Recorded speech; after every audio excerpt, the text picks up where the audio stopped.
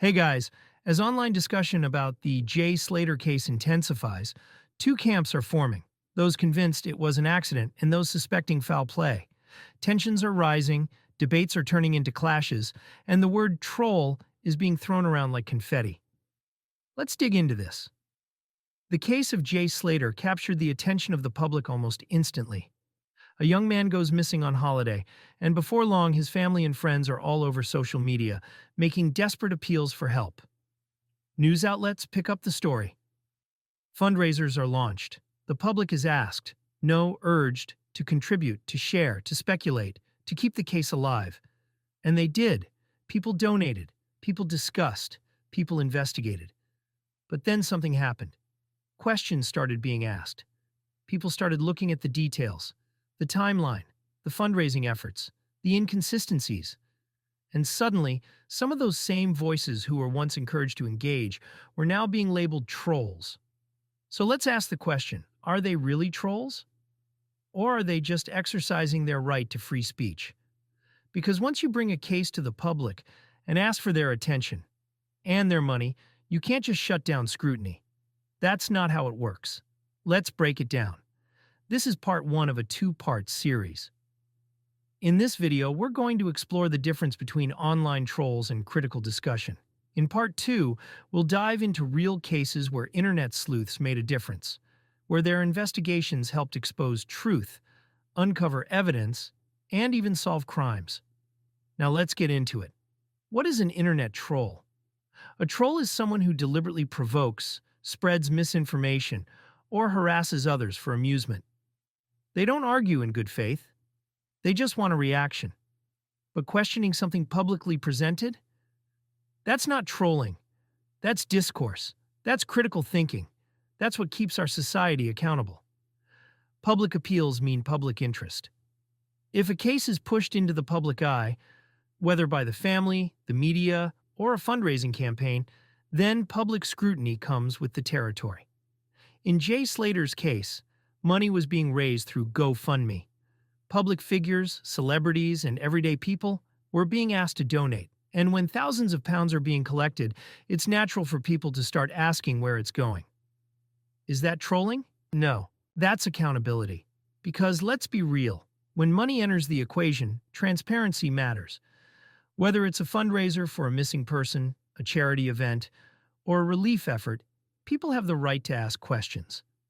That's not harassment. That's common sense. Accusations versus speculation. The fine line now, let's get into an important distinction. Accusing someone of something and speculating about possibilities are not the same thing. An accusation is a definitive claim that someone has done something wrong, often without solid proof. For example, the family is definitely lying about what happened. This person stole the GoFundMe money. They staged the entire disappearance. These are statements of fact, but if they're made without evidence, they can be harmful, defamatory, or even legally questionable. Now contrast that with speculation, which is simply discussing possibilities based on available information. Speculation is about exploring different angles, not making absolute claims. The timeline seems off. Could there be more to this? I wonder if the funds are being used as described. Is it possible there's another explanation for what happened? See the difference? One is presenting a claim as fact, while the other is engaging in discussion and analysis. And here's the thing, speculating is not a crime. People have the right to explore different perspectives, especially when something is put into the public eye. That's how investigations happen. That's how the truth comes out. The role of internet sleuths. Now, let's talk about internet sleuths. The true crime community. The online detectives. Some people call them heroes. Others call them troublemakers. But one thing is clear. They've solved cases. They've exposed inconsistencies, uncovered hidden truths, and even helped law enforcement. Think about high-profile cases where online discussions brought attention to details that were overlooked. In some cases, these discussions changed the entire direction of an investigation. And yet, the moment someone on the internet starts analyzing a public case, some people scream, "Troll!" But hold on. If someone is breaking down facts, comparing statements, asking fair questions, Are they really trolls, or are they just part of an ongoing discussion? Analyzing details. When scrutiny is justified. Let's be honest, not all details in a case are equal. Some are completely public, laid out by the family or media. Others, well, they raise serious red flags. In Jay Slater's case, people questioned, why did he travel so far from his original location? Why were there conflicting reports about the last place he was seen? Why was so much money being raised? And what was it going to be used for? These aren't attacks. These are reasonable questions based on the information that's already out there.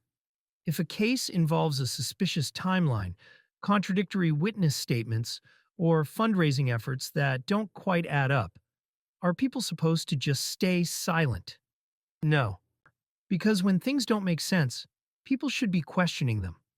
If a disappearance case has gaps in the story, if financial appeals lack transparency, or if key facts keep changing, that's not just discussion. That's investigative thinking.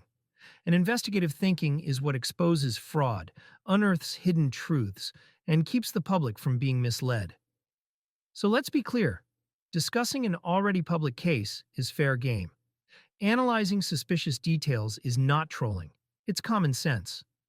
Calling for transparency when money is involved is a public right. What's not okay? Harassing grieving families, making up false accusations with no basis, deliberately spreading misinformation.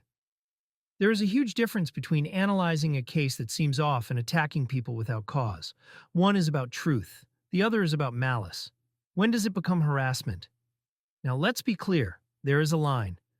Freedom of speech is asking where donation money is going, questioning inconsistencies in statements, discussing public cases in open forums. Trolling is spamming a grieving family's inbox, making baseless accusations with no proof, sending threats or personal attacks. If someone is harassing a family, invading their personal space, or spreading blatant lies, that is trolling. That's not public discourse. That's just being cruel. But if someone is just analyzing details that were already made public or seem highly suspicious, that is not harassment. That is the internet doing what it does best, asking questions. Final thought, debate is not a crime. So let's ask again, are all these people discussing cases like Jay Slater trolls? No. Most of them are just exercising their right to free speech. There's a reason we have investigative journalism. There's a reason we value public debate. Scrutiny is what keeps society in check. When a case is made public, it will be discussed. That's not a crime. That's natural. So let's stop throwing the word troll at anyone who asks a tough question. Instead, let's keep discussions critical, fair, and factual. Because in the end, truth doesn't fear scrutiny. And in part 2, we'll take a closer look at cases where internet sleuths weren't just asking questions. They were uncovering the truth. As always, I'd love to hear your thoughts and opinions around all this in the comments below.